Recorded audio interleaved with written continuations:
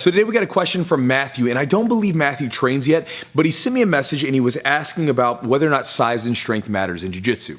Now my reply to that was of course, yes, right? 100%. And then he sent me back a message asking about, well, what if the big guy was untrained? Could the smaller guy win? Or what if you have two people that have trained, jiu-jitsu, could the small guy beat the big guy?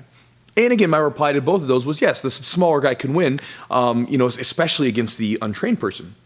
But I kind of wanted to throw a video out because I've figured this out. I found this out kind of by happenstance. I figured if someone was typing stuff on the internet that they were, already training. But a lot of you guys that are watching the channel haven't trained yet. And so a lot of times you're gathering information. And so I wanted to use this question because I know where he's getting at and I know where it's coming from. I wanted to use it as a chance to sort of maybe dispel a myth or misconception in jiu-jitsu, because there's kind of a mythology of jiu-jitsu that exists, right? That the weaker, smaller person can overcome all odds if they have technique, right? That's kind of the idea. And while technique is king 100%, we can't ignore the physical side of grappling itself. And this is something that's kind of weird. Recently, I was talking to Daniel Strauss. He's a black belt out of the UK. You guys can listen to our podcast that we did with him over on Stitcher and iTunes and all that stuff, the Jiu-Jitsu podcast. It's a good one, shameless plug.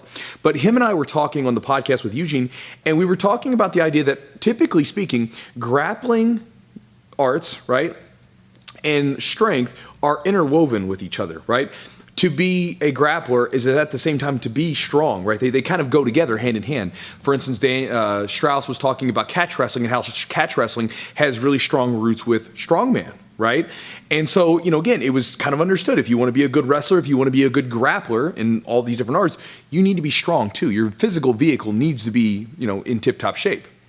But then jiu-jitsu comes along, Brazilian Jiu-jitsu, and it says, oh, no, you don't need to be strong. You don't need to be that conditioned. You can just be very technical. And technical will overcome all the strength that exists, And again, good technique definitely does have the ability to overcome strength. But really, when you think about it, what is a technique? A technique is a movement that's executed by your body. It's not like pressing a button and a machine does it. You're actually doing it. Your physical muscles will actually execute that movement. There's an example of grappler strength. This is something that really exists. You can have a guy that can't lift jack squat over in the weight room, but then they can come over here in the mat room, and they feel incredibly strong. Chad, my tall black belt, real like little gangly, long, skinny guy. If you were to roll with Chad, you would probably be really surprised about how strong he is. He's deceptively strong, and his strength never came from the weight room because he barely lifts weights. But when you roll with him, he has a lot of strength, and in particular, his triangle. So when his legs lock over top of you, it feels like you're being bear hugged by a 300-pound man squeezing your head, right? It's insanely strong.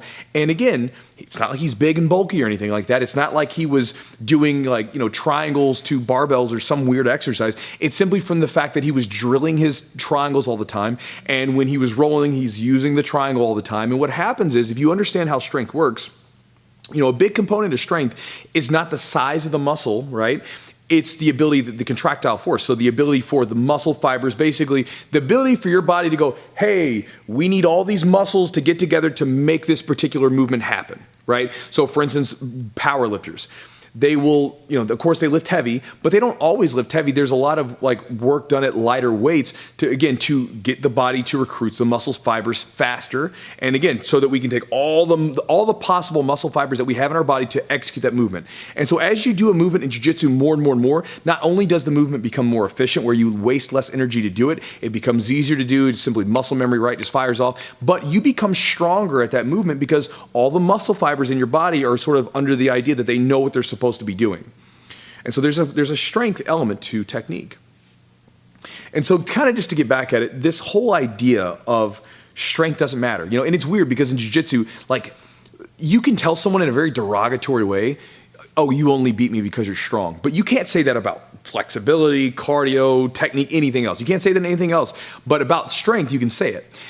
And there's this weird feeling about it. But the reality is that if you train jiu-jitsu solely for technique and you ignore this physical body, you're screwing up, because this is the thing that makes this happen. If this thing's broken, the technique doesn't work, right? So if you're not, doing some strength training, if you're not staying in good shape, if you're not eating the right foods, if you're not, taking care of your body, maybe doing some mobility work to stretch out a little bit, if you're not doing all these things, you can try to do all the technique you want to. Eventually, this thing's going to break down, and then you're not going to be able to do the technique. Not only that, again, it's just not a good idea for the long run, because again, if technique didn't matter, think about it this way, if strength didn't matter, you look at the best guys in the world, almost all of them strength train to some degree. And so to your question, Matthew, of course, the smaller guy can win. Smaller guys can always have a chance in jiu-jitsu because of the technique. But at the same time, strength, size, speed, athleticism, quickness, cardio, all of it. All of the stuff that make up our human body will play a role into it 100%. If they didn't, then you'd have the oldest guys that are wearing red belts. They'd be wrecking everybody. But they're not, because they're old and their bodies are beginning to deteriorate. And this is just the way it is. So yes, size and strength 100% matter. Technique is king. But again, you don't want to ignore the physical vehicle that you're given at the expense. So anyway, I'm rambling at this point. In this video, I didn't answer a good question. I was just sort of talking to you guys. So talk to you guys next time.